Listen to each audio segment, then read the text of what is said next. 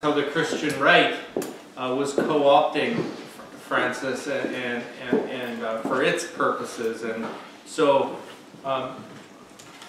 instead of thinking about his engagements at L'Abri, we started thinking about his partnership with guys like that he wasn't really partnered with, like Jerry Falwell and so on. And anyway, that was back in the day, and then fast forward, and I finally got to meet Frank when we first screened the Hellbound movie out at the Wild Goose Festival, and Frank was just so kind and encouraging, both to Kevin Miller and also to me, that we were just so glad to hear when the Archbishop and then David Goa from the Chester Ronning Center and Ron Dart started conspiring about having Frank come up and share. And so I know that this group includes a lot of our Orthodox brothers and sisters, and so you know, we wanted to have a bit of a focus on that with the Vespers tonight, but also those for the evangelical world that are scratching their heads about that. It's like, what? And some of you will have read my books from before I was Orthodox, and you're wondering why I'm wearing a little black dress now. So anyway, here we are. And I want to welcome up Frank, and I'll just say this, that he's going to share what's on his heart tonight. Oh, there's a book club that's been meeting here, isn't it? Reading his works. So never mind the works of Francis Schaeffer. Many of us have now learned what it is to truly LOL as we read Frank's novels. I actually laugh out loud. They're so funny because they poke at who I am and what my journey has been, and I'm like, this is way too familiar. So hopefully we'll hear a bit about that tonight too. But he's going to share for a while, and I'd ask you just to hold your questions to the end. You'll get a chance for a Q&A, but I'd like him to just share uninterrupted for the first part of this. So come on up, Frank. Well, I want to stand so I can see you guys. And, how long have I been here? 7 or 8 weeks? It seems like 3 days. But they have worked me very, very solidly. And you're getting the tail end. This is the dregs, okay? I've done how many talks in how many days? I think about 18. Well, seriously, how many? Like 7 or 8? 5 or 6? 8 probably. 8, yeah, in 2 days. So these guys are crazy people. You don't want to join the Orthodox Church, they will kill you.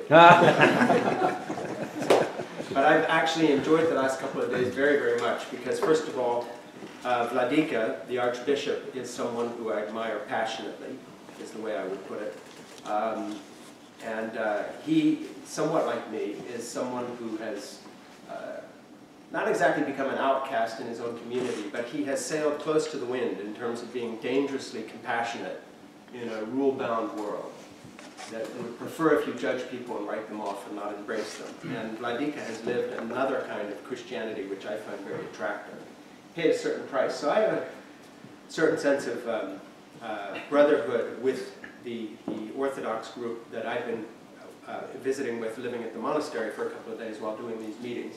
And had a chance to speak at the university, had a chance to do a number of sessions at the monastery, and then I'm here tonight with this mixed group of people.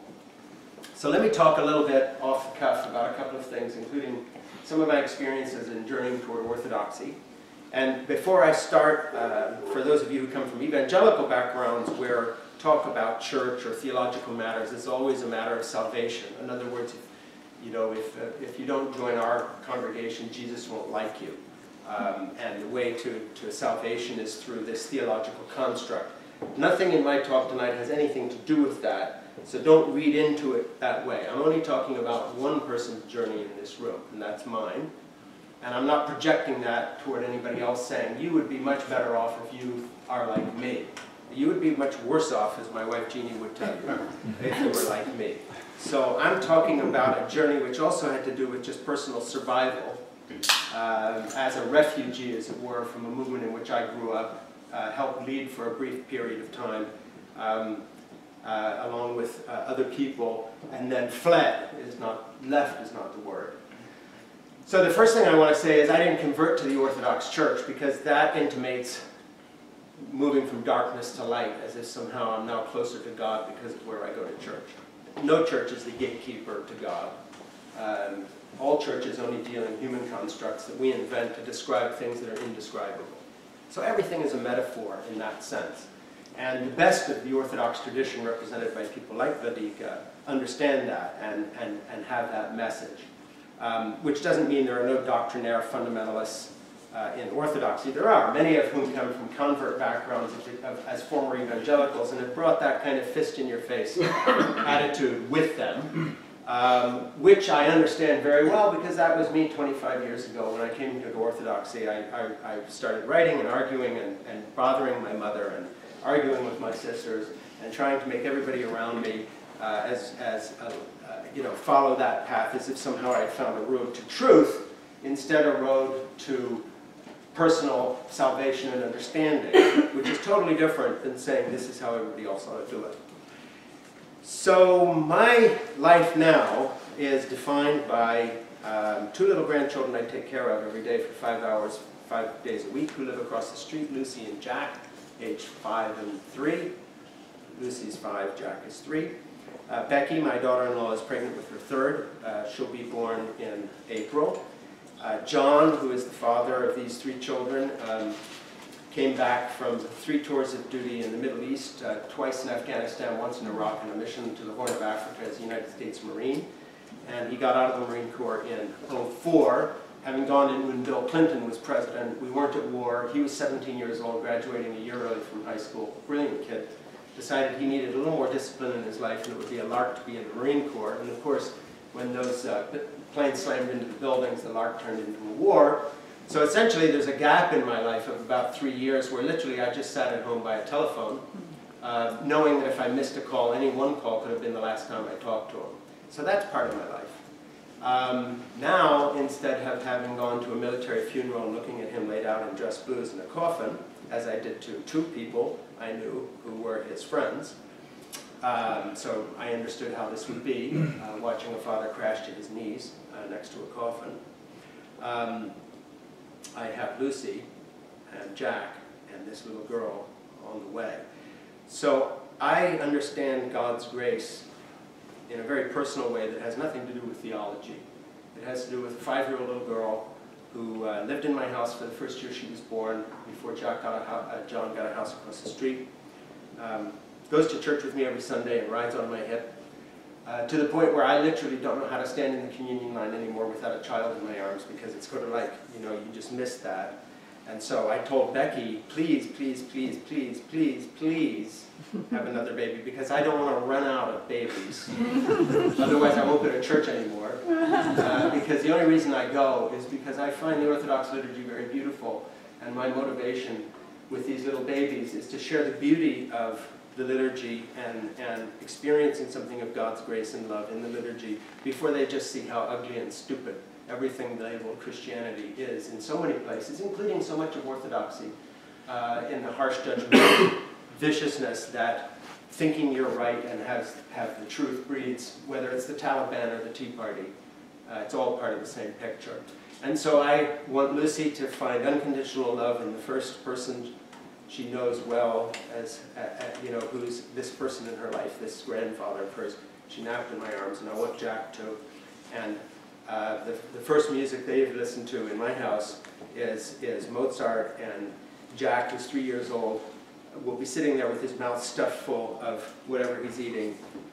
Picky eater, by the way, not like his sister. Kids are different from each other. And I'll say, Jack, would you like some music? And with his mouth full, he'll say, Beethoven's 4th Symphony, Beethoven's 9th Symphony, 4th Movement, Choir. And so, for me, my duty as a grandparent is that having gotten through being fraught as a parent, having gotten Jeannie pregnant when we were 17 and 18, and having been a teen parent and a real ass in terms of the fact that I slapped my daughter Jessica, who, by the way, now, thank God, 43 years later, is a very close friend of mine. She lives in Europe, works in Brussels, has 2 older grandchildren who are the age of most of my friends' kids, who waited much longer to have children, and who come and visit with us for long periods of time. But my experience of parenthood was very, very fraught. Similar to my experience of Christianity, which was never relaxed. It was like being a young parent all the time because we weren't Christians, we were professional Christians. God was a business, and we were very, very good at it. That doesn't mean that my father and mother were flakes, far from it. One of the reasons I left the evangelical community is once I became a sort of a sidekick nepotistic leader in my own right through the pro-life movement and so forth, as I began to compare the direction of the religious right that in those days was Jerry Falwell lending me his jet so I could fly around the country and speak, and I was the keynote speaker at the Southern Baptist Convention one year and then shared the stage with Ronald Reagan another year at the National Religious Broadcasters in the United States, blah, blah, blah, blah, all this stuff. Mom swimming laps in the Ford White House pool. So we were those kind of Christians, you know, part of that whole power firmament. And I was in on this as a young man who was going home and being a shit as a father because of the pressure on the road, 6 months away on the road for the Lord, more cash on the book table on any given night than I earn in 2 years now. So anybody who thinks that I left evangelicalism to chase money just because I'm a commentator for Rachel Maddow is a fool, because the real money was in the God hills. And we were doing just fine, but I was crumbling inside because, like Groucho Marx, who didn't want to join any club that would have someone like him for a member, I knew that when I was standing there talking to the Southern Baptists that I was hating every minute of it, and had somehow been dragooned into this nepotistic succession, kind of like the poor man's Prince Charles. You know, he always wanted to be an architect, and somebody told him at one point, I'm sorry, you're going to be the king. I had started out as a painter, and had 2 very precocious shows as a teen. The first painting that was ever bought of mine was by Mrs. David Rockefeller in New York at the Frisch Gallery, and then I had a show in Geneva and one in London, and then Billy Zioli from Gospel Films came to L'Abri, stayed for a few months to study with my father, and he had great ambitions towards getting my dad to make a film series, which eventually became How Should We Then Live, in a book, taking my father's ideas about culture and art and history, turning it into something that, as Billy said, you know, finally we'll take it to a wider public, because at that point my dad was on the cusp of being known to a small sliver of an evangelical elite, and his claim to fame was that he could, quote, reach the young people, because he was a very cool guy. So when I was 15 and a half, 16, 17, whatever it was, I lose track of the time, my first paying job in a community that later became identified with the Foundation of the Religious Right, so this is very odd, was helping to do the light show for the Led Zeppelin down at the Montreux Jazz Festival, where I met Jimmy Page. I was just a peon, you know, helping with the lights, and I met him because Jimmy Page had a copy of my dad's book, Escape from Reason, in his back pocket. And so we got talking, and I said, how did you get that? It was the British edition from Hodder and Stoughton, a little thin book, it was a pocket-sized book, fit in the back of his Levi's. And he says, oh, you know, Eric Clapton gave it to me. It's a very cool book, man. Have you heard of this guy? I said, well, yeah, you know. And of course, it was a nightmare for me because I'd been wanting to get away from the mission and be cool. Now I'm cool. I'm helping put lights up for the Led Zeppelin. And these damn guys are reading my dad's book. So how do you escape? How do you be cool when all he wants to talk about is your dad's theology? And this was the trap. So here you got a young guy who wants to be an artist, and Billy Zioli comes along, and a couple of years before that I've gotten my girlfriend pregnant, and now we have a second child on the way, and Billy says, you know, I'll hand you a gold credit card, and you'll have a secretary, and, you know, and can go anywhere to make this movie you want. Just help me get your dad's work on film. And he was very clever. He bought a couple paintings of mine, quick route to my heart, and all of a sudden, here's this 20-something, was I 21, 22, and I'm not helping on the crew, I'm the producer. And of course I'm the producer because I'm Francis Schaeffer's son, and Billy wanted to get to Dad, and so now I'm making this movie. And about a third of the way through this project, I'd always enjoyed shooting film. I had a 16mm camera and I shot stills, and that's why I got hired to do the light show down there in Montreux, because I was helping with all kinds of things like that. And I actually got into the interest in the film business, and then all of a sudden Dr. Sievert Koop comes to L'Abri, and he's Surgeon Chief at Philadelphia Children's Hospital, and then we made this second series with him on the issue of abortion because he wanted to do that, and that becomes Whatever Happened to the Human Race. And just kind of fast forward, thumbnail sketch, by the time this whole process is done, Dad is no longer this obscure theologian that a few evangelical leaders know about and a lot of cool students. I met my wife Jeannie, by the way, because her sister was traveling to meet Joan Baez's friend who had come to L'Abri a week early to check out the accommodations for Joan Baez, who didn't then show up. But I got Jeannie. And the reason Jeannie and I met is because she was very beautiful, period, that's the reason. And I zeroed in on her like a bee to honey, but found a way to talk to her because the Beatles had just released Abbey Road and she hadn't heard it yet. But she had heard the Beatles 3 times in concert live because she was a San Francisco hippie princess who, thank God, knew nothing about Jesus, so there was no baggage, and she would sleep with me because she hadn't been saved. And so it was perfect. And her last boyfriend was the drummer in Santana. So this was great. And Jeannie walks in, and she's in L'Abri. She was going to be there for a week, and then it's 3 weeks, and then they went around Europe, and she comes back, and 6 months later she's pregnant. Thank God for my compassionate, wonderful parents who say to me, now, you know, there's a lot of fundamentalist Christians who believe what we believe, who would tell you you have to get married, but you don't. Not unless you really love each other. And we did, and we got married, and they gave us a place to stay, and all the beauty of the gospel that should be there was there. So here was this paradox of a sort of a strict fundamentalist faith, but that accommodated a son who had screwed up. My dad's secretary at that point was a lesbian, living down the hall with another one of our people, and a couple of years before that I'd gone to Dad and said, what's going on? What do we believe about this? Because we know that so and so and so and so. He said, well, you know, everybody has different problems. And anyway, the Bible says a lot of things about all these sorts of issues. And, you know, we do our best, but the real point is who they are. And, you know, we're not to judge people. So here I grew up in this paradoxical situation where the official theology was brutal. It was Reformed Presbyterian Calvinism, which is the ugliest form of belief there is outside of the Wahhabist view of Islam, if you really take it to the logical conclusion. I had a father and mother who believed this officially, and in practice could not have been kinder to their son who had just embarrassed them, to the gay people who came to L'Abri, to the drug addicts who found a place to clean up, but if they didn't clean up, they were still welcome. So we had people up in the woods shooting heroin sometimes, sleeping in sleeping bags all over the balcony, total chaos. Dad's writing his books, introducing people to art and culture and philosophy, and you can agree or disagree with the books, but they sure aren't anything to do with the religious right. Basically, L'Abri would have been Jerry Falwell's nightmare had he visited at that point. I mean, this was not like Liberty Baptist College, believe me. And it was this kind of environment. And then came along abortion, and we all had a very sincere all had a very sincere dislike of Roe v. Wade and the legalization of abortion. And Dr. Koop came and said, you want to make this next series?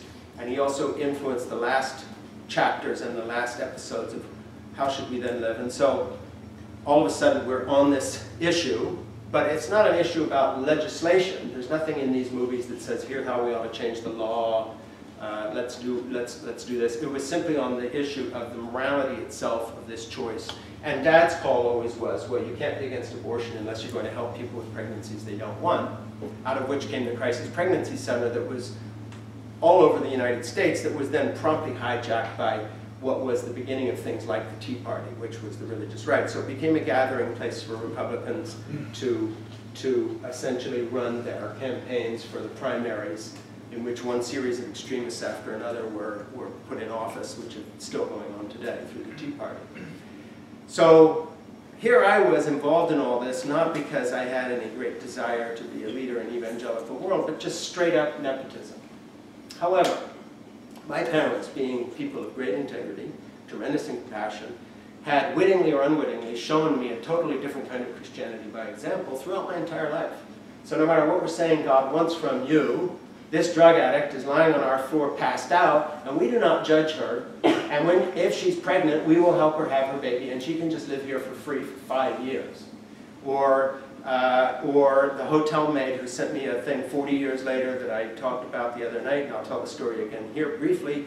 When my mom died at age 98 last March, I wrote a long piece that I posted on one of my blogs for her, and there was this wonderful obituary in the New York Times about Mom, and I talked with the journalist there, and he kind of crafted it according to what I'd written. And in my piece I talked about how Mom reached out to so many people who were technically, quote, nobodies, and I put it in quotes, because of course there are no nobodies. But I had a real illustration of that in my life that I didn't write about in the obit piece. I just said how Mom would help people and so forth, and how she in particular helped hotel maids and all sorts of people. And I get this letter from this woman, and it's like 40 years later, and there's been no contact in between saying, well, I was one of those nobodies. And I got hundreds of notes like this, but this particular one told a story that I had actually forgotten. But I had been in on it, so I knew it was true. And that is, we were in some Midwestern city, I don't know, doing what we were doing. And we had a car waiting to take Mom to the airport to a book signing event in New York City.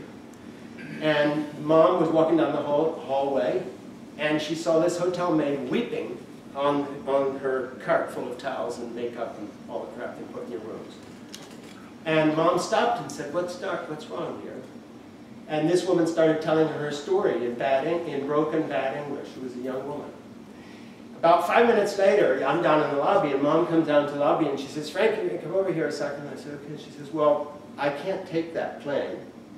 You're just all going to have to go on, and you're going to have to cancel the event, because she really has a problem, and this is more important. And this was a big deal in a downtown New York bookstore signing. And you don't just cancel this sort of stuff. You say, I'm so sorry, I wish. Or you say, this is my assistant, you take care of it, sort of the political thing. Oh yes, we'll do something about it. Here, talk to Jack over here. Mom stayed with this woman and talked to her the whole afternoon. Missed the plane, screwed up the entire beginning of a booked event and a tour into New York City. 40 years later, I get a letter from this woman saying, I was going to kill myself that afternoon. The guy I was with had walked out. I was a single mom. I was alone. Your mom saved my life. I was that nobody. Okay, so that's my parents' legacy. That's who Edith Schaeffer was. And that is the legacy that I bring into life. And let me do it in a very poor way. People ask me, what do you do? And of course, they mean do for a living. And right now, what I do is what Edith Schaeffer did. And that is, Lucy and Jack are my people. This next little baby's my person. My former Marine son is my person. You're my people. And the ethic that I learned from Mom was not a brutality of judging people and writing them off because they don't vote the way you want them to. And it's not a brutality of writing people off because they have different theology. Mom never asked this woman if she knew Jesus or would accept Christ or was a Reformed Calvinist. This woman did not, quote, become a Christian.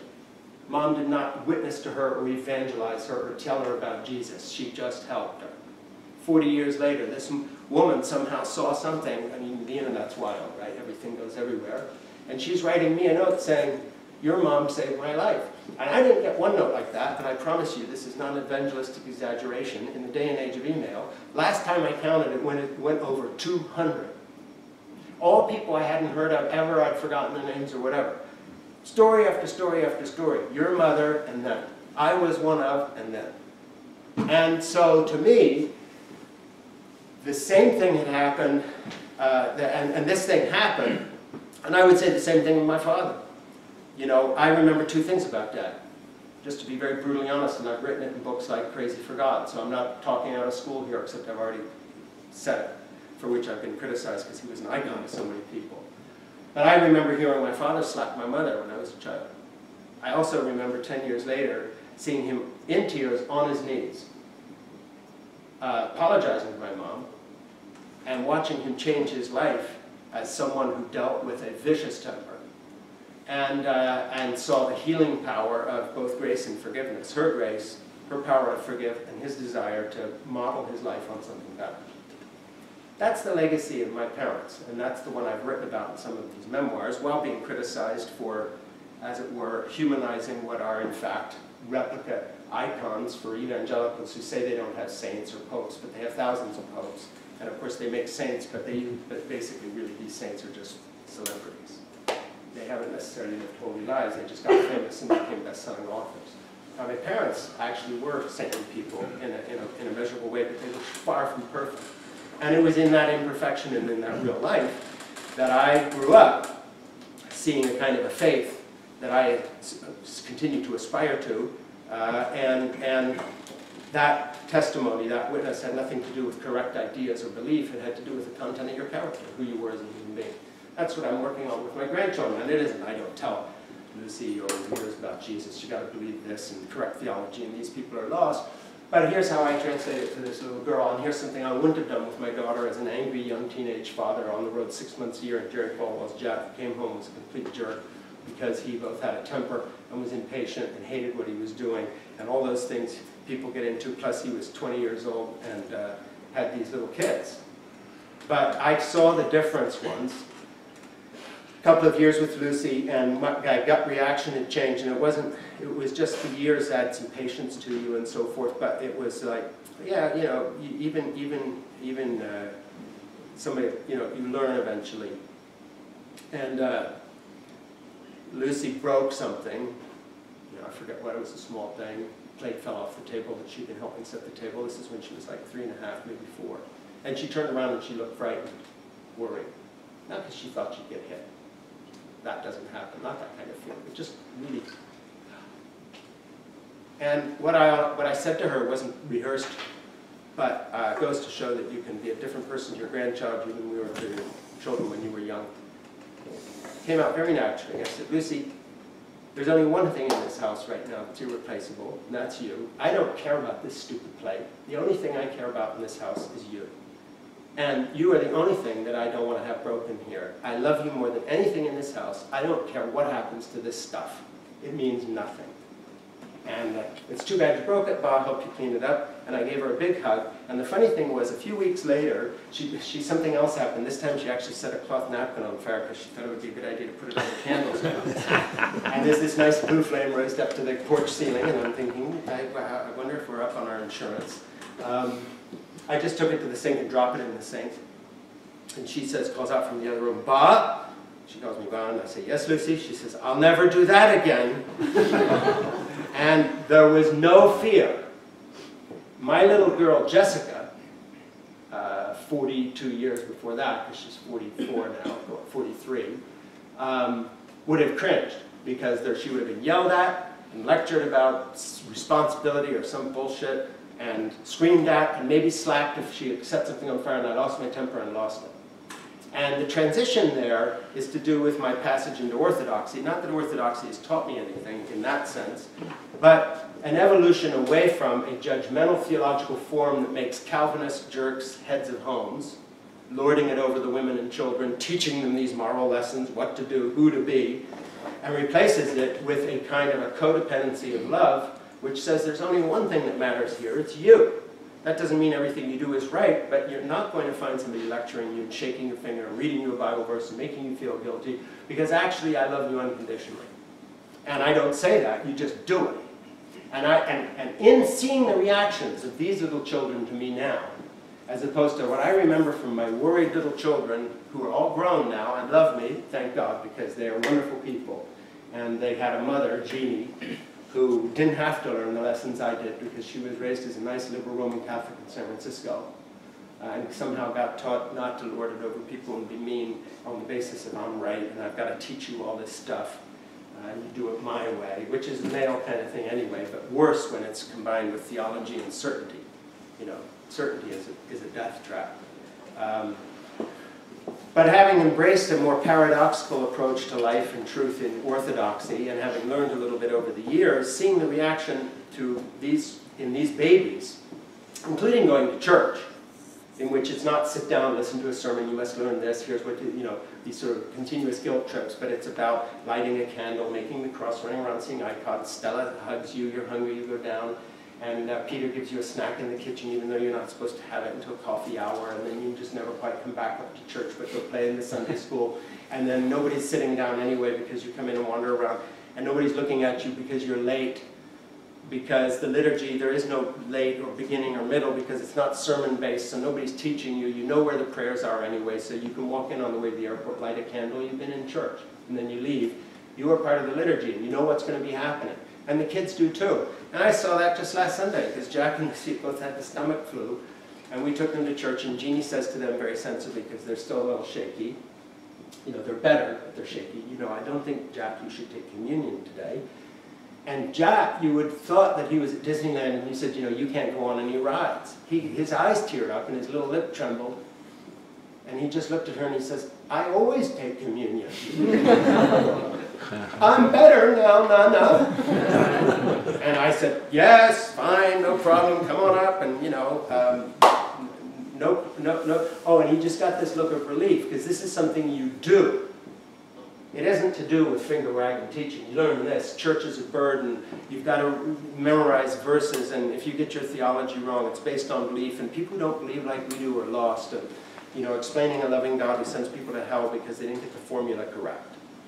It's an embrace of doing, and it's like designed for children. Anybody who's been a parent or a grandparent and starts taking their kids to an Orthodox church, there's no way to go back, because there's nothing to do when you just sit there and are preached at, which is just another form of fathers shouting at their children, except this guy gets paid to do it from a pulpit. And so basically and that's how church was for me. You know, Dad shouted for an hour and a half. And Mom drew little pictures trying to entertain me so I wouldn't just absolutely go ballistically crazy as a child having to sit through long sermons. And she was a nice woman. Jack and Lucy just own the building. They run around, you know, they kiss icons, they go see people, they go up into the choir for a while. And if the choir's all on vacation or not around or it's summer or something and it's just people dressed like he is, Lucy whispered to me, "Ah, the choir's gone today. It's just the men in black." And on we go. You know? So to me, if you want to know the meaning of what liturgy does for me, I won't give you a theological explanation. I apologize to those who have been at another talk I gave, because I'm going to repeat this story, but it's very central to my own journey as a Christian. Given all this crazy baggage from my past, I sort of gave a thumbnail of a moment ago. I have a lot of crap in my life. A lot of crap in my life. And a lot of bad memories. Call it a kind of religious PTSD, if that makes sense to you. I mean, this stuff makes me twitch. All right? I can take about 10 seconds of religion. And then there's guilt. And then there's this weird checkered career and so much wasted time. You know, 4 features that I directed in Hollywood once I fled the evangelical community, none of which I would pay to go see. Finally wrote a novel that was worth writing in Portofino that I published when I didn't publish it, but that was bought by Macmillan and Penguin Books when I was 29, 30, or was I 39? Anyway, whatever, way late than you're supposed to be a boy genius. And okay, so then I got a whole new career as a writer, but nevertheless, gaps, guilt, strange, odd, dreamlike sequences in one's life that you just don't understand anymore. The rock for me has always been Jeannie and this woman who just is a whole different thing. It's like being able to go to a different country to be with my wife. She's fantastic. Witness the fact that when Jack comes to our house, his first question to me is never, "Hi Bob, but where's Nana?" And she's Nana, and she's this adored creature for our whole family. Otherwise, my whole life would have flown apart. So I've seen grace in her. But I get depressed sometimes, and you know, the communion line in Orthodoxy in our church is rather long on a Sunday where it's well attended, and sometimes takes, 7, 8, 9, even maybe 10 minutes to get to the cup. The child, Orthodoxes receive communion out of a cup, and you're served with a spoon. If I digress too much here and forget what I was going to tell you, just tell me I digressed, because this is the last session of it all. But I got to digress on the spoon part, and then I'll come back to this story. When I was first coming into Orthodoxy, maybe about 25 years ago, about 23 years ago, I went to a Greek Orthodox monastery on Mount Athos in Greece. And there was a nice monk there who was explaining things to me. And I had recently come into the church, but I was bringing very much the Protestant mentality of the theology and the explanation, and I had all my questions and blah, blah, blah, blah. And I said to him, I still have problems. Yes, I've come into the church. I'm so glad to be in the one true church, and now I can bother people and make them join this. I didn't tell him that. That's how it went. But there's certain things I don't understand. Oh, what are your questions? Well, one of them is, how can you give communion to a child who doesn't even understand what they're receiving? How can you give them the Eucharist? I don't understand this business of communion to newborn babies. They don't understand the theology. They don't even understand what it is. How can you give them communion? They don't understand what they're receiving. And he waited for a moment, sort of nodded, thought about my question, and he looks at me and he says, "Do you?" And that was the first time it dawned on me that the word mystery might actually have resonance in Orthodoxy in a way that it doesn't in evangelical circles, where they would technically call it a mystery, and then you would get 15 volumes of explanation and footnotes on how this mystery works and the exact way it balances with grace and foreknowledge and all the rest and so forth and so on. That's the digression. Now I'll come back to my story. So you go into the chalice and you come up and you stand there, and your various people are being fed ahead of you. So I was with Lucy, and because she's ridden my hip, where Jack has so often now, and I don't think I've ever received communion since she was born and was baptized with her not on my hip. I really haven't. I just don't go to church without grandchildren. I don't think it can be done, actually, to go to church without grandchildren. I tried it alone one time, and I just got out after about 10 minutes. It's like, I don't know what I'm doing here. There's no children. Church isn't fun anymore. So I didn't go. But I took Lucy, and she was on my hip, and I was going up, but I fell into one of my depressions. And I don't know whether it would qualify as a clinical depression that I suffer from sometimes, or whether it's just, you know, sadness. But it certainly wasn't a sense of guilt while coming to the liturgy. It was just, that was the mood I was in, and I kind of forgot she was there, and I was shuffling up the line, really genuinely feeling unworthy to be there, not in the sense of being judged by God, but just, what's the point? My head's not in this. You know, the new book I'm writing right now is Why I'm an Atheist Who Believes in God, and that says it all. And the subtitle is How to Create Beauty, Give Love, and Find Peace. But a lot of the time, that atheist predominates. So I'm standing there saying, I don't believe a word of this. I don't know what I'm here. I've wasted half my life. I've treated the people I love best as shit. Other than that, everything's fine. And if there is a God, who, you know, this jerk who says God hates you is probably right. What's his name? Mark. Yeah, Mark Driscoll is probably correct, and God hates me. And if God doesn't hate me, I certainly hate myself. I'm doing a very good job judging myself. And I've completely forgotten Lucy's there. Literally had forgotten. This isn't a story, this is true. So I'm probably now 3 minutes away from the thing, and I'm just, you know, my head's down, shuffling forward, kind of watching the feet in front of me move, so that's why I'm moving, you know, like a parked car. Lost in thoughts of self-recrimination and pointlessness, and I feel this little touch on my cheek. And I look up and snap back into reality. Lucy's face is this far from me, 4 inches away. At this point, she's about 3.5, 4 years old. It's about a year and a half ago. And she's just looking right into my eyes. This beautiful, open, clear child look. You know, children don't have all this baggage we do. They don't have this mask yet. You're just seeing the person. You're looking into the soul, literally. She's looking in my eyes. And there's such tenderness in this little face. She's not smiling, just looking at her Bob. Seeing if he's okay. Touch his cheek. He's had his eyes closed for a while. And suddenly I realized something, and that is I was looking at someone who was not judging me, was not aware of any past failure whatsoever. This is just her darling Bob, who loves her unconditionally, that she napped in his arms all these years. She was looking at me as I was that very moment, not my past, not my future, just me, alone with her as an equal human being who didn't understand what he was doing there, a child ready to receive the Eucharist that he doesn't understand either. With such tenderness in her face, and I literally had this thought just in my brain. It just exploded into my brain. You were looking at the face of God. And this is how God sees you if there is a God. Not the past, not whether you're worthy, not whether you believe or don't believe, just unconditional love. And all of a sudden, for a moment anyway, things were very, very clear. And that's what the liturgy does for me personally. The last thing I need to hear is another clever sermon where I'm bringing my ego to things. Do I agree with this? Is this well put? Is it clever? Did I like that quote? Is this too long?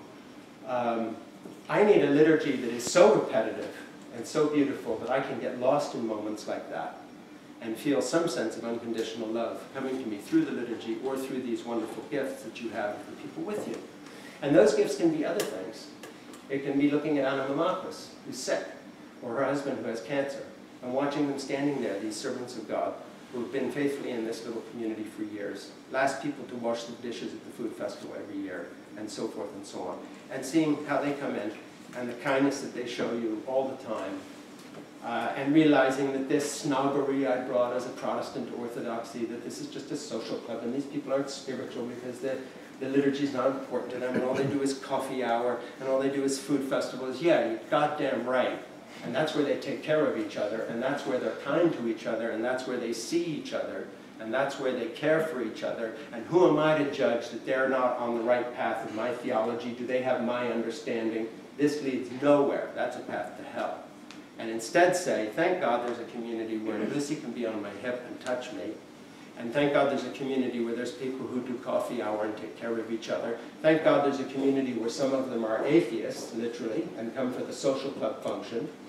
And thank God for a liturgical tradition that doesn't see this as a path towards salvation, as if you're here on the path, it's not as far ahead of here.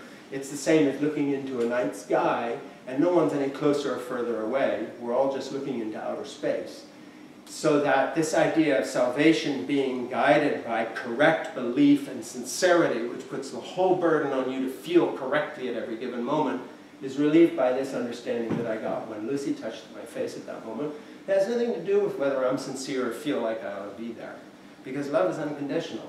And basically the message is, hey, there's nothing in this building more important than you. I don't care if you broke every plate you ever handled. I love you, period. What's the footnote? Where's the catch? There is no catch. And that relationship with a grandchild is so very clearly an illustration of that. And then an illustration of the fact that having been treated with that attitude by this guy who was tough on his own children, certainly his daughter, there's something fantastic about a child who looks at you with no fear in their eyes. I don't know how to express it any different than that. That they literally look at you, because kids can't mask this, with no nervousness. And they don't look at you like, oh, what's he thinking about this? Or how does he, is that okay? This little sideways worry glance, was that all right? And I'm not just talking about breaking plates, I mean everything. What they say, what they do, the whole bit. So, to me, these things have all bonded into a beautiful picture of what it is, not that I've gotten to, because I'm certainly not the example of that, but where I would like to have my own sense of spirituality come to. And for me, I'm very aware of the fact that, again, speaking just for myself, but in terms of my own journey, the fastest path to permanent loss of faith was to be a big-time Christian leader. I've never been further from God than when I was most successful talking about God. I've never been more false to myself than when I was BSing to huge Christian audiences and playing the game and being careful to say the right thing, though I was believing less and less of it. And I don't mean belief in theology, I just mean the whole package, big North American evangelical Christianity. And having fled that, to have stumbled into the Orthodox Church, a very unlikely scenario for the son of Francis Schaeffer, and found refuge there in a liturgical tradition that was very foreign to me, and therefore wonderful, because it didn't have all my psychological baggage with it, has brought me to a place where I no longer have an enthusiasm of a convert, and don't feel any sense that everybody would be better off doing what I'm doing, because you don't have my history. You might not meet that same need. There may be Greek Orthodox people raised in a Greek Orthodox community, and the best thing they can do is become a raving Pentecostal. I don't advocate it, but hey, if you got to, be my guest. And go right ahead. Jesus still loves you. It's unconditional. He doesn't care how many plates you break or how deluded you are, which is why I wrote this new novel of mine, and I have no copies here, so I'm not trying to sell you a book. Not directly. Kindle. Yeah. But And God Said Billy is about this guy. It really tells my story, because it's about a guy, not me, but somebody who's very much in the evangelical world, slightly loopy, thinks he hears God talking to him, starts in Hollywood in the 1980s, goes through South Africa during the apartheid era, where I lived for a year directing 2 movies in Africa and Namibia, right, Hollywood films that is, and then serendipitously, and you have to read the book, winds up in an Orthodox monastery in the desert in Namibia, where the Holy Father there is Vladika here. I based that character on this gentleman who just led you in prayers tonight. True priest, true monk, brilliant man, who basically tells Billy, your ideas of God are so screwed up, Billy, that I'll tell you what I want you to do. You must become an atheist, because you have to start over. There's no bridge from where you are to faith in God, because you're not worshiping God. You're worshiping this insane Americanized biblical idolatry, he doesn't put it that way in the book. And what you need to do is basically extinguish all these crazy false ideas. There's no bridge between these two things. And so in a way, it tells my journey. It's also a very funny book, and it gets pretty raucous, but you like it. I loved it. Yes, you love it. And so anyway, and God said Billy sort of tells this trajectory of story, and I'm not going to tell you how it ends or where it goes, but in any case, I've been trying to work it out on the page in some of my writing.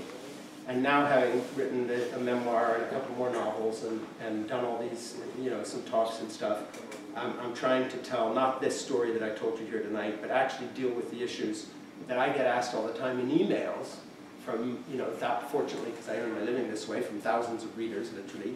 I have emails, and I answer all of them, except the ones that have too many descriptions of what they think of me and what I should do to myself in the actual subject line, which is stupid. If you're going to curse me out, you know, say I love your books and then.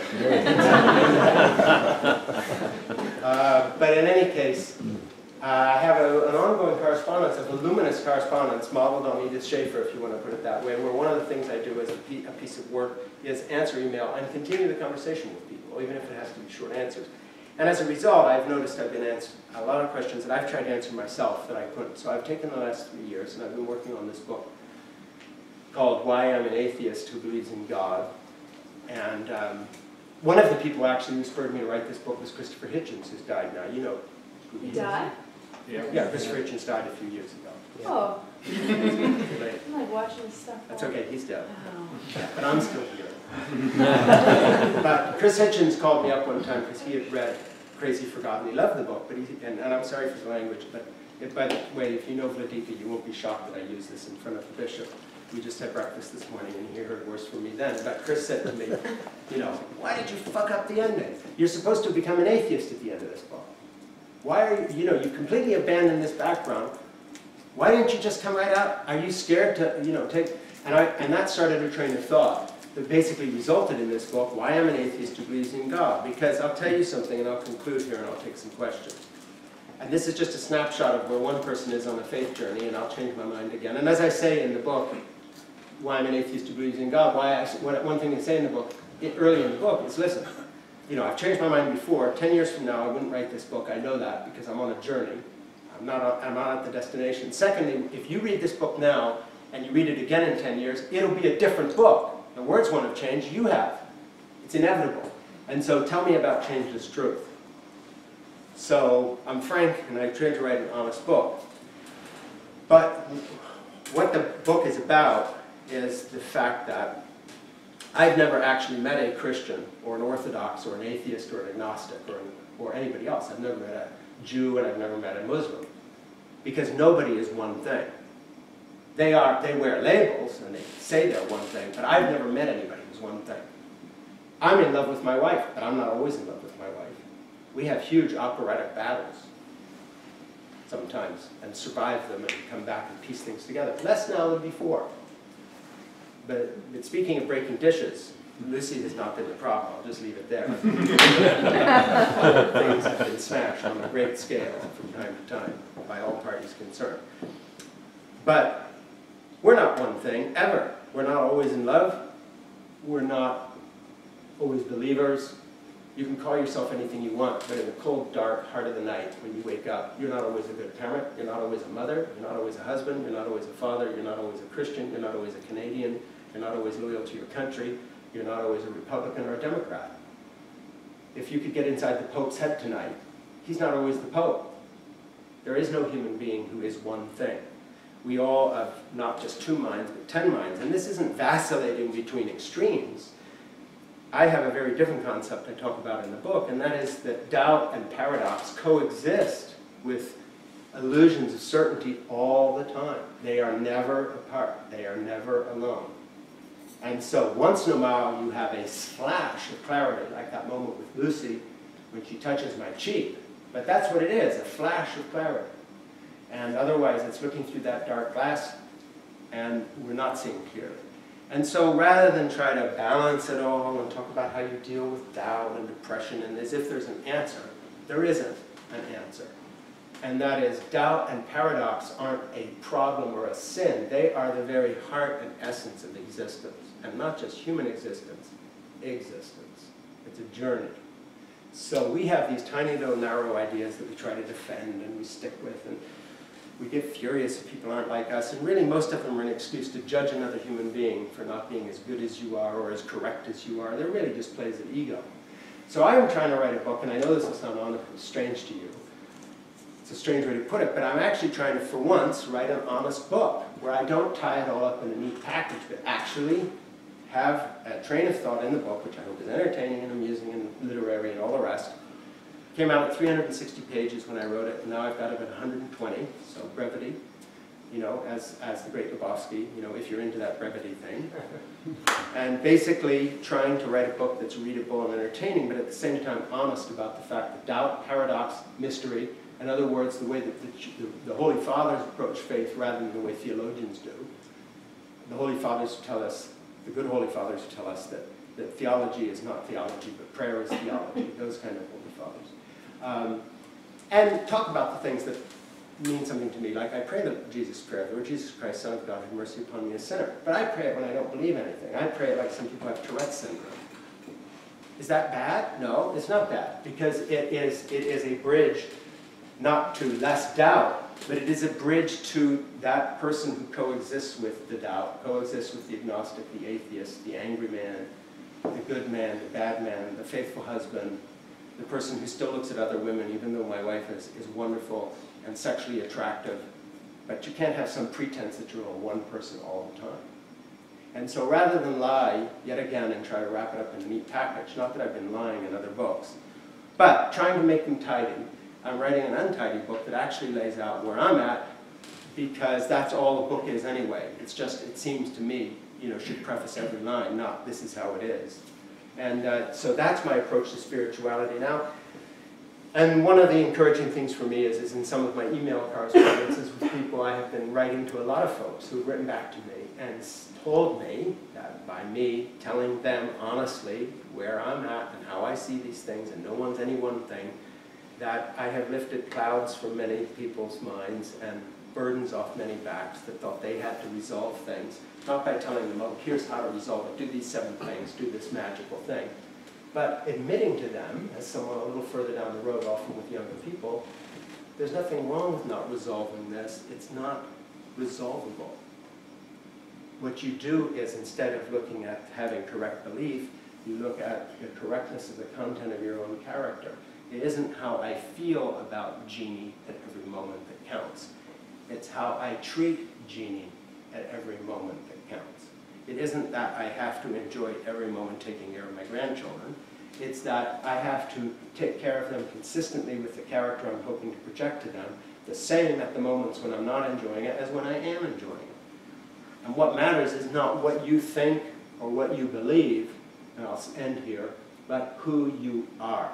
And those are 2 totally different things. 2 totally different things. And that's the emphasis of the walk of faith, as I understand it from people like Radhika within the Orthodox Church. It's to accept the paradox, it's to accept all our ideas about God are a human construct, and not to say you have direct access to the truth, and live within those limitations humbly, and admit that we are not God, and these things are irresolvable, but that we are called to see God in Jesus, not see God in the Bible, and not see God in theology, but see God in Jesus. So we don't believe in a book, we believe in God, and there's only one manifestation of that God, and it isn't a book, and it isn't theology, it's the life and example of Jesus. And so if I'm treating Lucy as I would see Jesus treating her, the correctness of my belief on that particular moment doesn't matter, and I don't have to resolve it. And I see my faith in a completely different light. It's not belief-based or being correct that matters, it's who you are. And so how do you find to be that person? Well, the Orthodox Church, the Christian tradition, the human tradition, holds out this wonderful humanistic example of shared love, unconditional love, in the person of Christ. And so we can see God. We can see God in the person of Christ, not in the theological system. And for me, coming from my background, that may not sound very dramatic, but it's a massive shift in my thinking. It's a huge turn about for me. So I'll end it there. And if you got a couple of questions, that's great. Let me just enter the question time for a moment. Because of time and exhaustion and so on, I know that as I'm listening, I have reflections and reactions. Rather than expressing those, take the extra step and come up with a question, and then we'll let Frank reflect on your questions. So if you have a, you got it? So sorry, I didn't bring one with me. I should have done it. So if you have a reflection or a reaction, just now transpose it into a question if you have one. We'll open it up.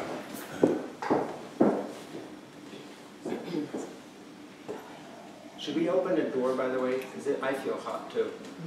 Can you get a little air there? Yeah. I think we're all feeling a little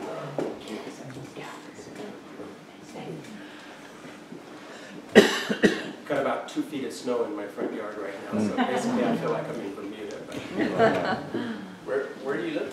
I live just north of Boston, and about 45 minutes from downtown. So Jeannie and I have been in the same house for 34 years, so that's where we really live. And it's winter there. Yeah. It's weird to come to Canada and find summer, as far as I'm concerned.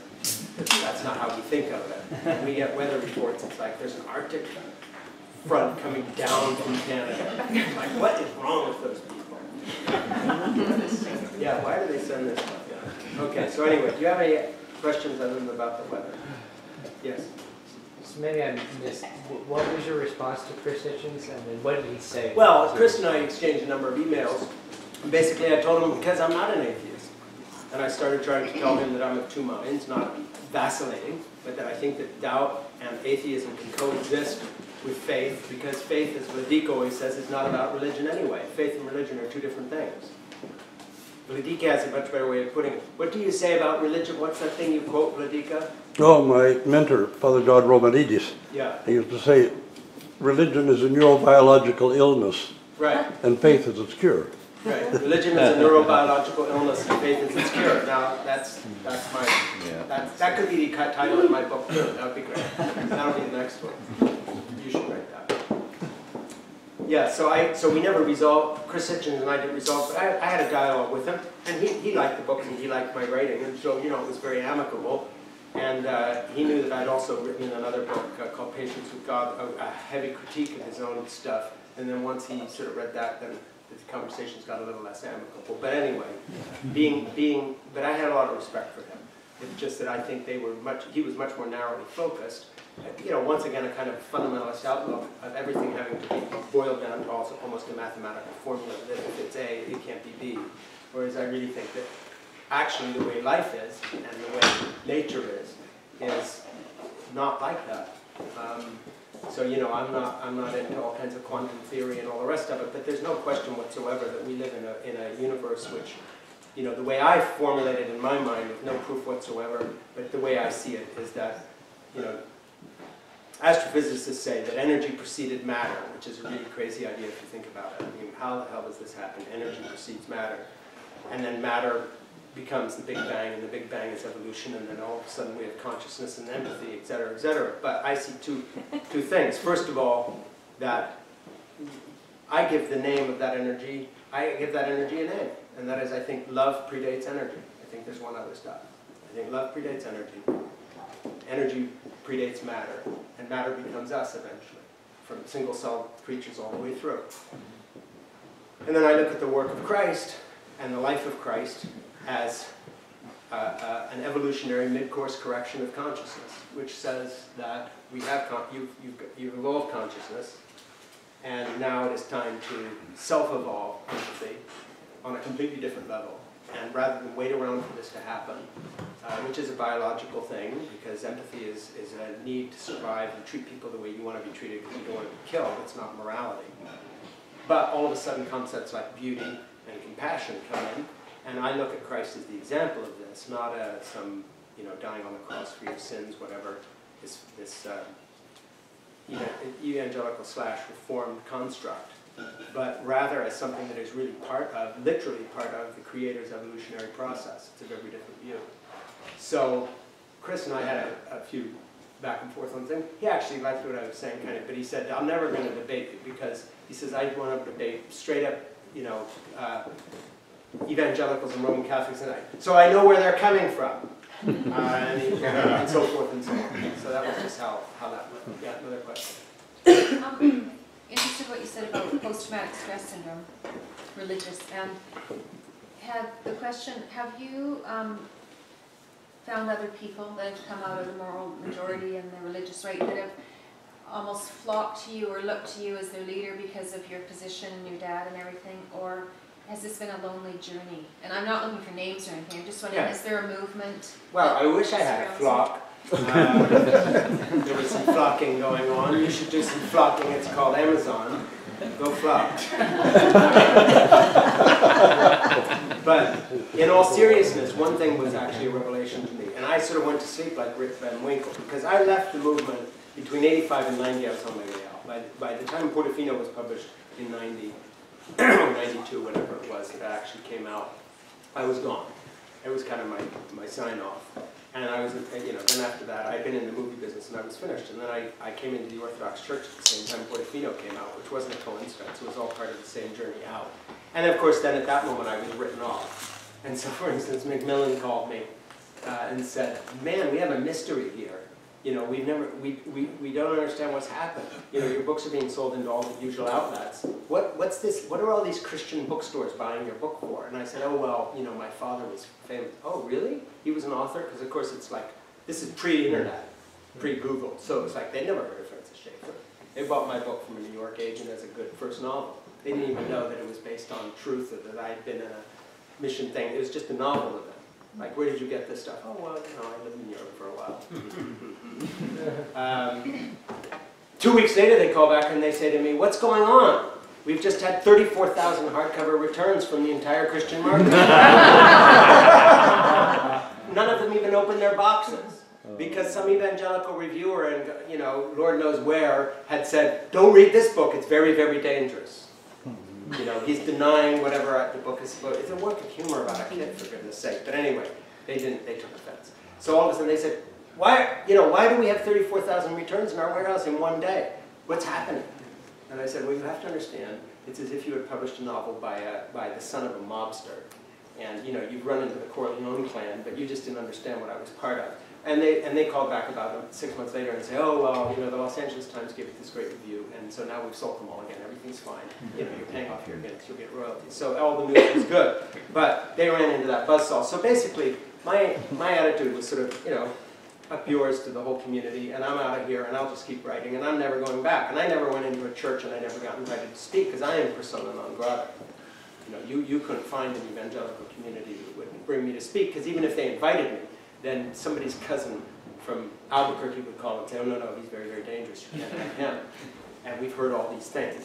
Be very, very careful." And then, no, no, no. And so I'd be disinvited. So I was completely shunned, completely, as well. But it was mutual. It's not, you know, it's like, fine, you know, I'll do my thing. So I wrote novels, and I wrote nonfiction. I was on Oprah with this book I wrote about my son being in the Marine Corps, Keeping Faith, Keeping Faith, Father-Son Story of Love in the United States Marine Corps, and you know, all these other things, People magazine, blah, blah, blah. So that became a New York Times bestseller. And again, that crowd had never heard of me, my dad, anybody else. They just thought I was this Marine dad who could write and wrote this very moving book about loving his son, even though he joined the Marine Corps that I disapproved of. So that was like from a whole other planet again. Weird life. But it was a long way behind me now, the evangelical thing. And then I would always get notes from people who read Portofino, Saving Grandma, and Zermatt, this trilogy, saying how much of that is real. Not evangelicals who wanted to know, is this Francis Schaeffer so much? It's just readers. And I did book clubs. Speaking of your book club, I like book clubs. So I would always get this intro question. And I would tell the truth. Yes, my parents were missionaries. Yes, I grew up in Europe. Yes, we vacationed in Portofino. No, my mother did not meet some guy on a path out over the Mediterranean Sea. That's it. There's a reason it's called a novel. But there was always this thing in the back of my head, one of these days I want to actually tell a memoir story, but not write it as an early book in my career of a writer, but once I've done some things. So when I got into my 50s, and I'd had a lot of books, and some were bestsellers, and I'd had a whole other life, I wrote Crazy for God. Because I'd had no contact with the evangelical community, Jeannie and I talked about it, and I said, you know, you're going to hate this. I'm going to get a lot of crap, but never mind, never mind.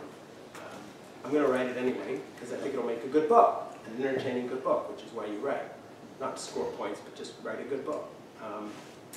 Came out, got a good reception, it sold very well, and I started getting email from people because we were into the email age, and I was expecting this flood of fury, sort of anger, thinking, hey, if they didn't like Portofino, now I'm telling the real story and how I got out of why it's all crazy.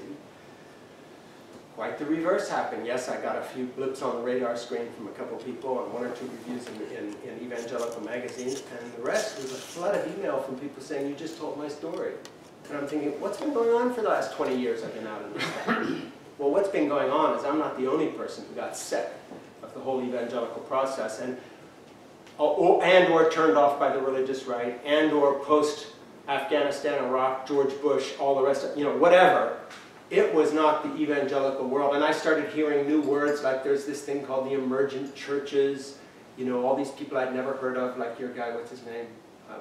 Rob Bell. Yeah, people I'd never heard of. People writing to me saying, oh, there's this guy, and it's like, no, I don't know who any of these people are. I left when it was Jerry Falwell, Pat Robertson, and so on. I know. It's like listening to, new rock bands that are stars. No, man, it's the Beatles, the Stones, the Led Zeppelin, Jimi Hendrix. Who are these people? I'm just an old guy. It was like that. So I sort of woke up, and I was getting all this great email from evangelical people who had come through that background. Some of them even still considered themselves evangelicals. That's what blew my mind. They weren't all refugees like me. So I had to rethink everything. And then I got an invitation from a thing in England called Greenbelt, which is this huge arts Christian festival thing. There's 25,000 people gather. Would I come speak? And it's like, do they still think I'm the thing? And we're inviting you because we have read Crazy for God. And that's where we are. Can you come over and share this with us? Well, who are you people? Are you atheists? Are you like Chris Hitchens' friends? Oh no, we're evangelicals. Well, has the word changed? What's the deal here? You're supposed to hate my book. No, we love your book. We want to bring you to Britain to talk. And then out of that came my association with the Wild Goose Festival. We've had 3 now, which goes on in North Carolina. Last time we had about 2,000 some people.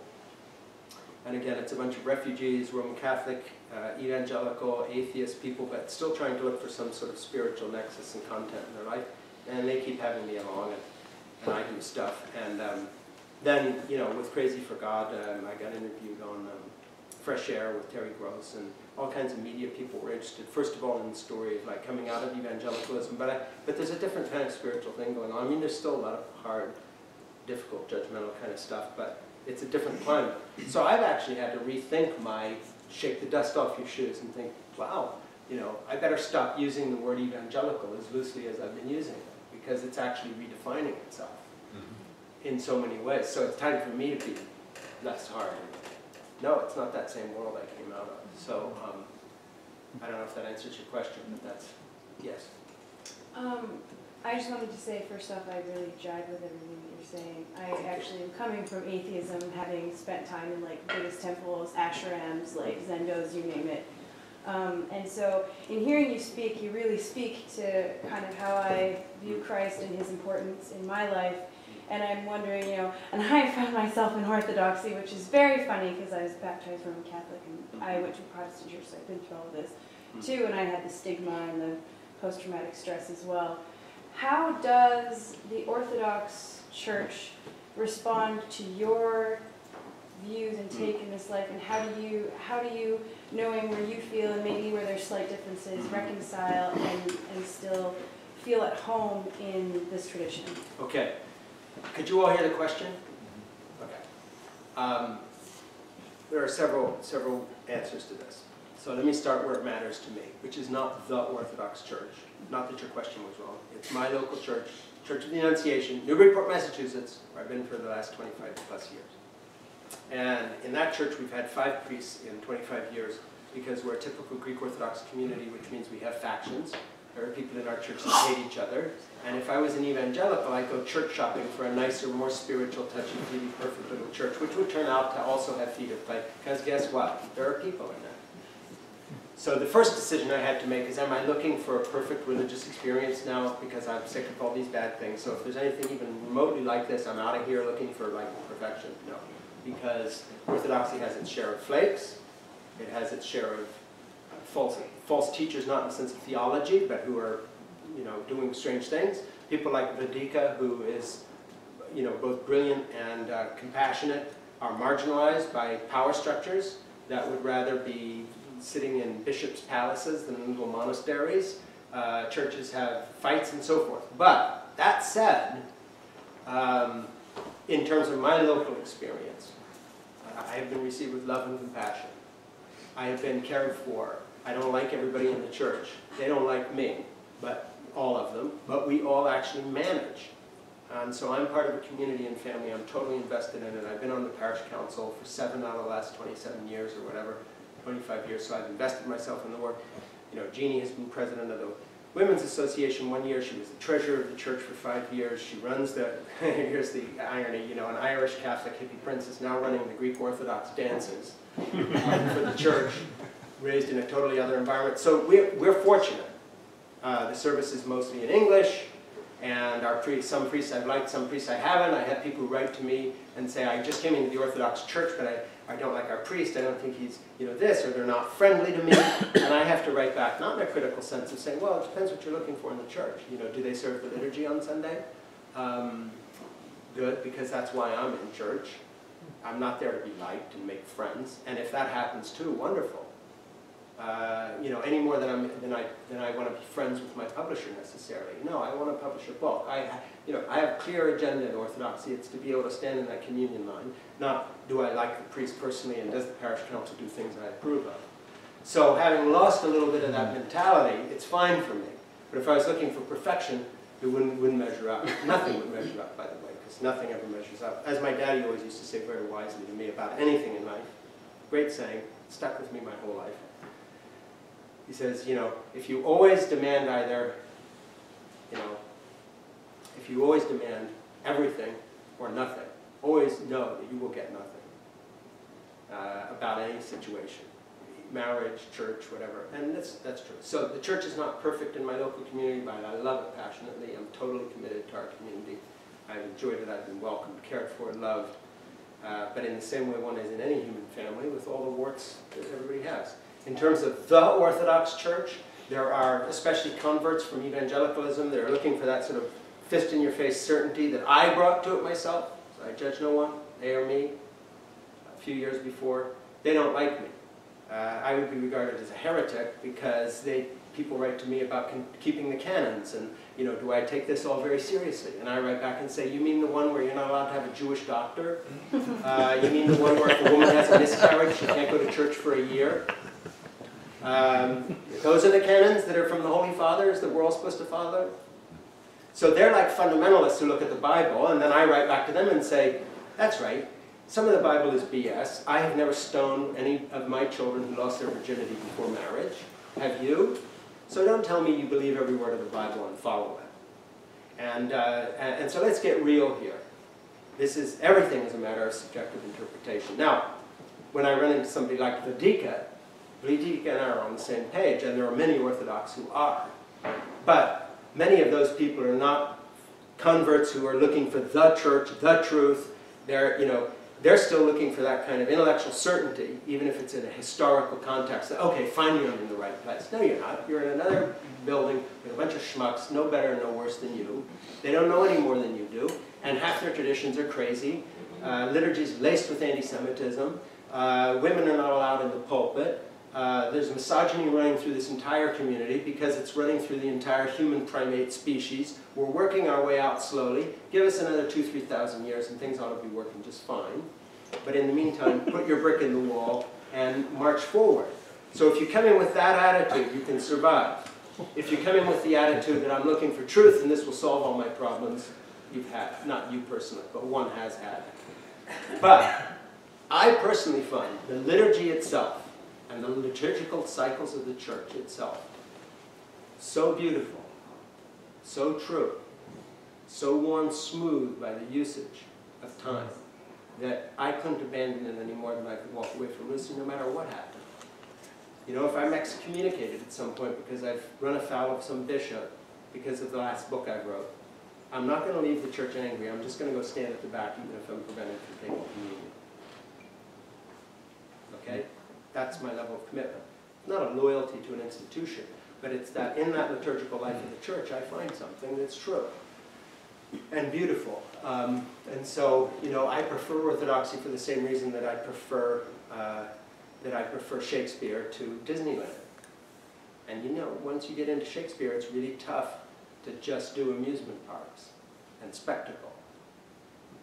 And so for me, it's not a question of, is it stroking me? Am I happy? Do I agree with everything? Does every email I get from a priest who's read a book who's shocked because I talk about the craziness of the canons, and I admit the Orthodox Church is crazy at some points and has treated people badly sometimes and is all about money and other times and all the rest. Well, what's new? But when it comes to the liturgy itself, I'm speaking personally, I will stack the experience of the liturgical cycle and what I encounter in terms of the presence of God, the Holy Spirit, and Jesus Christ up against anything that had happened in my life. And that's where I'm at 25 years in, with my eyes wide open in terms of the human fallacy of where we're at. Does that answer your question? Mm-hmm. Other question? Frank, given where you are today, I mean, is there hope for evangelicalism, period? Yeah, of course there's hope for evangelicals because they're human beings. They're no more lost or wrong or unsafe than I am. They're just on a different path. And essentially, you know, going to church is not about an institution. The reason I love Orthodoxy is not that it saves me. It gives me personally an avenue to find beauty. It's a completely different thing for me. I'm not looking for truth, because you cannot find truth unless you happen to be God. I'm looking for beauty that reflects something greater than me. And I find that within the Orthodox tradition. And I love Orthodoxy because the encounter with mystery, paradox, doubt, question, this kind of duality exists within the framework of the church. And so I don't find anything that tells me that I have to have a level of belief or sincerity in any given moment that will be measured somehow against my soul weighing the balance. And if I don't keep passing this or ginning myself up to have a kind of a rah-rah attitude. So I stick with the program, but I look at a lot of evangelicals. I'll give you an example. I get invited now in this new evangelical firmament. I'm a charter member of something called Red Letter Christians, which is run by Tony Campolo. Some of you may know, have heard of him. Tony has me come down and speak to Red Letter Christians all the time. And there are these people, they're called the new monastic communities, who really have given away everything they have, and they're living in ghettos, and they're helping people, and they're like Jesus. Now what am I going to do? Stand there and say, ah, yes. However, I'm glad you're feeding the poor, I'm glad you're clothing the naked, I'm glad you're caring for the indigent, I'm glad you're educating the lost, I'm glad you're reaching out to psychiatric people with no care because they live in this stupid country of ours that has tried to shoot down our first person who's ever wanted to take care of people in health care. Thank you for doing the work of Jesus Christ. By the way, the one thing you lack is that you're in the wrong church. Too bad you're acting like Jesus. Come into the Orthodox Church where very few people are acting like Jesus and be like us. Because we're so happy with our liturgies, we're doing it right.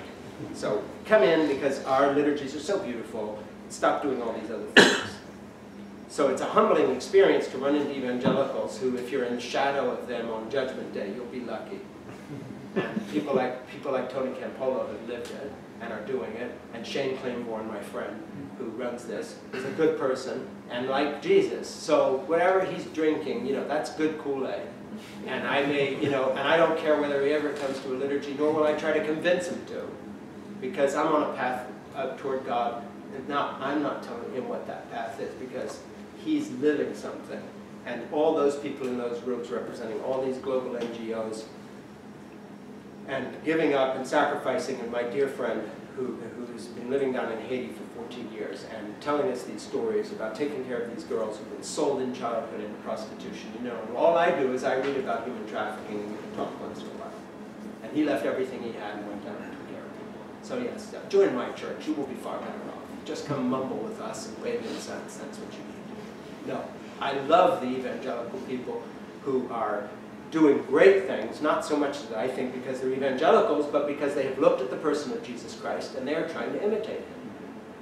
And for them, he is the pivot, not in what they believe. In fact, my friend from Haiti, the guy down in Haiti, never talks about, he goes down there and tells these girls, you know, if you believe in Jesus, I'll help you. What you need is to, no, what they need is a clean bed and a bunch of people who aren't predators around them, who care about them getting an education. And he's doing what that hotel maid didn't need mom to hand her a tract on Calvinist views of salvation and whatever. She needed someone who would cancel a plane flight and stand there and talk to her. And mom did that as an evangelical. So some myths and delusions apparently seem to be true in some weird way that has nothing to do with facts, but they lead to a certain result. So, what am I going to do? Tell them, leave all that, be like me, who writes books about it and doesn't help anybody except I answer a few emails and think that's all a great thing, and you're doing it? No. Thank God you're doing what you're doing. That's how I feel about it. However, having said that, when it comes to big-time American evangelicalism, it's in the toilet, and I don't have any hope for it at all. In the sense of the massive machine this thing has become and where it's going. It's getting worse every day. And you see it in the Tea Party. You see it in what's happened to the Billy Graham organization with Franklin Graham. It's an appendage of the Tea Party and all this other nonsense. And I don't want to get into that because it's very negative and judgmental. But just let's leave it at that. So there is sweetness and light and so forth and so on. But the vast evangelical subculture as a multi-billion-dollar enterprise marching forward as part of the Tea Party winning elections for the Koch brothers is not my idea of not Christianity, it's not my idea of good humanism. It's awful. And it's far, far further down the road than it was in my day. And I give every fiber in my being to fight it. That's why I blog for Huffington Post and do commentaries on MSNBC, blah, blah, blah. Because that's my contribution to American politics. And every time I turn around, I'm running into somebody who says they're doing it in the name of Jesus or evangelicalism or this is what God wants, and all of a sudden it turns out that God is Ayn Rand, and Jesus doesn't want you to pay taxes and help the poor. This is a whole other religion. It's an idolatry, and I'm fighting with every fiber in my being as an American citizen that writes about politics. So when you talk about that evangelicalism, there's no hope at all for it. And if there is a Satan, they're doing his work. Last question over here. Yeah. Frank, you mentioned beauty a few times tonight. Can you just talk a little bit about that? Well, people ask me, why did you become Orthodox? And a lot of it has to do with aesthetics. And people think that's kind of a cop-out, like, oh, he just wants pretty churches. No, because the only purpose of life is beauty. The only reason we have war crimes trials is because we have a nature that has evolved sufficiently ethically in terms of empathy to picture a better world. What's wrong with Auschwitz is not that people were being killed. The tip-off of what it is the ugliness of it. A mother torn from a child. It's only when you have the idea of what beauty is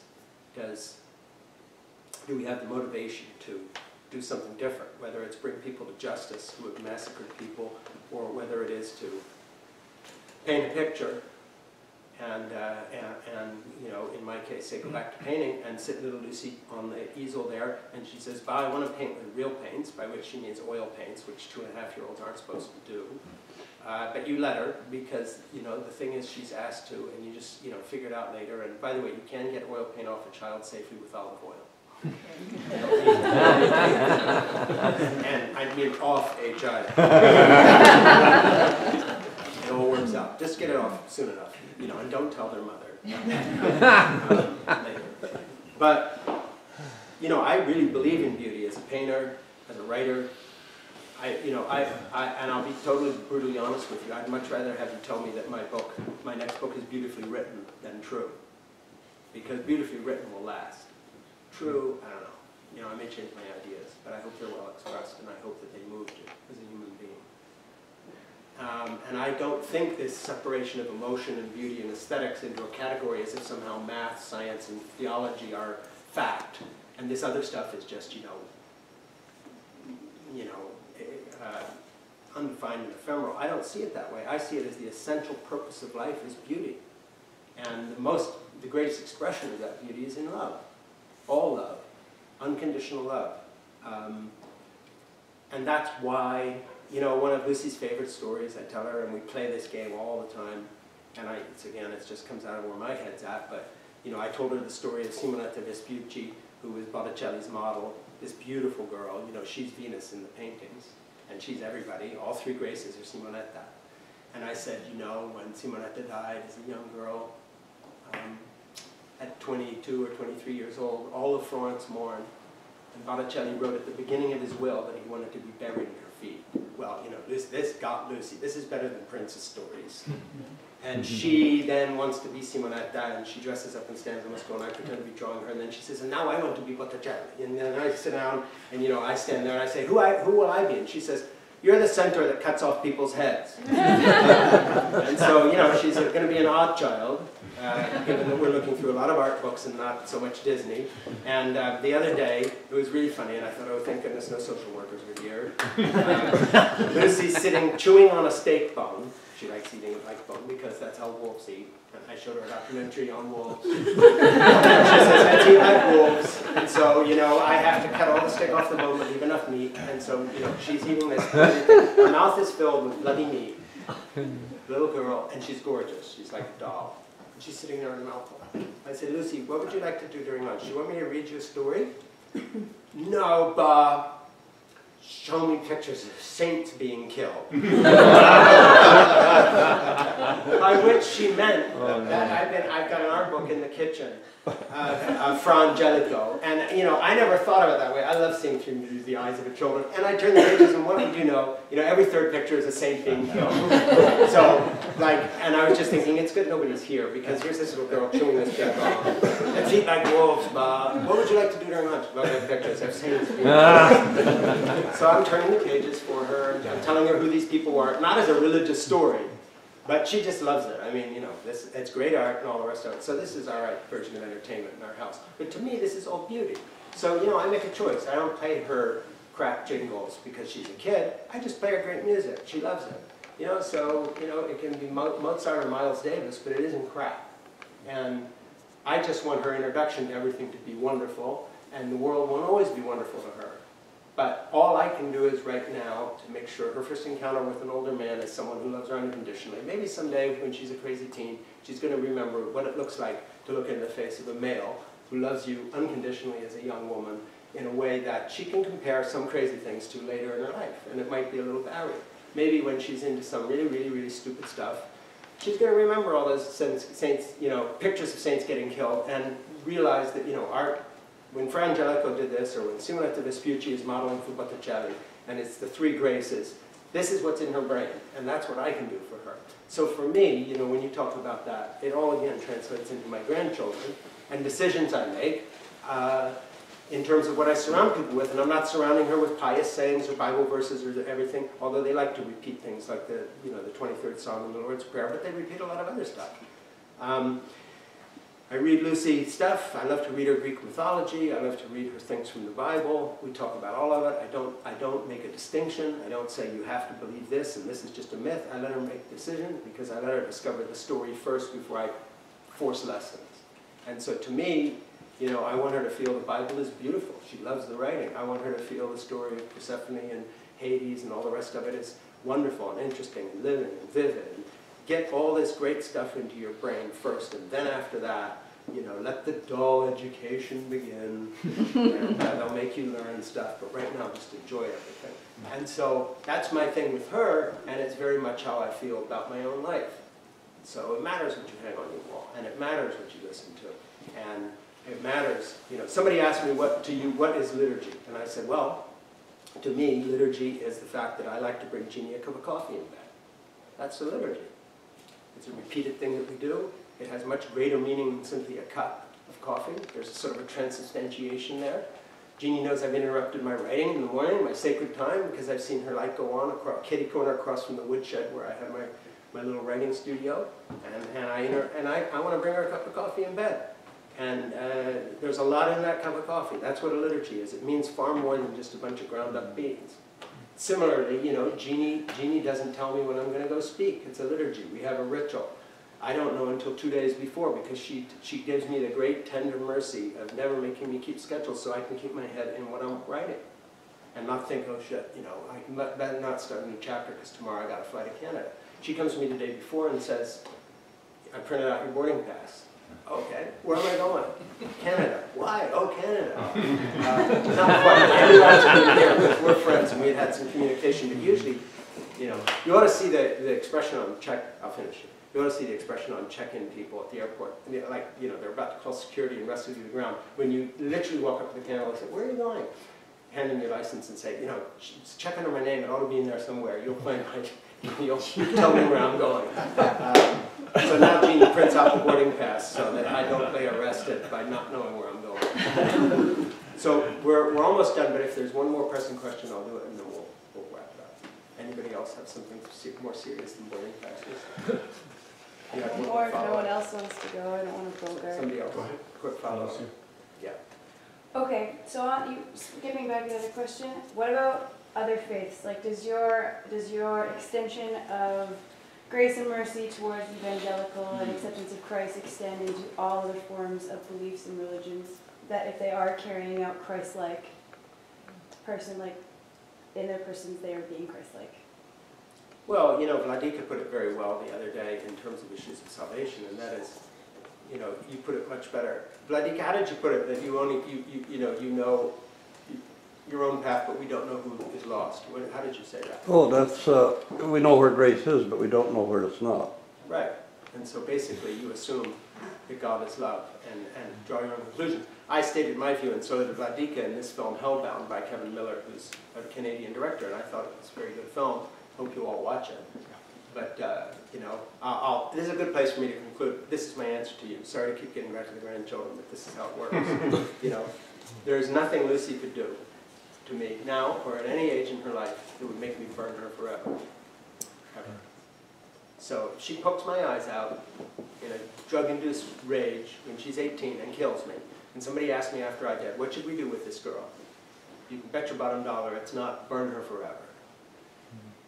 Because she brought me a bag of fruit when I wanted a lamb, because she got the formula wrong, joined the wrong church, burn her. And if love predates energy, and energy predates matter, and I am the creature of an evolutionary process that was started by a loving personal God manifest in Jesus Christ, everyone is Lucy to him. And that's the way I see it. And that's not a theological statement, it's just one of empathy for the people I love most. And if we're God's children, no kid of mine's burning forever. I don't care what they do or how much they mess up their life or what they believe. Who cares what they believe? That's my child. And there's not a damn thing she could do to me that would make me change my mind on that. Nothing. Thank you. And I'm not a good person. And I am not, God is love. I'm not love. I'm just a grandfather who loves his child. But if we take seriously the idea that the human race is the product of love, I can't possibly fathom. You know, I think my love for Lucy cancels out any theological argument in my heart. I don't care what they say or what the Bible says at that point. I care about the love I feel for a child multiplied 1,000-fold by the Creator of humanity. And so seen in that light, you know, it's not a theological construct, it's one of simple experience of what life is all about. And the people I love aren't going to go burn in hell if I can help it, and it has nothing to do with whether they believe the right things about me, period. So that's a very personal statement, and a good place to finish. Thank you.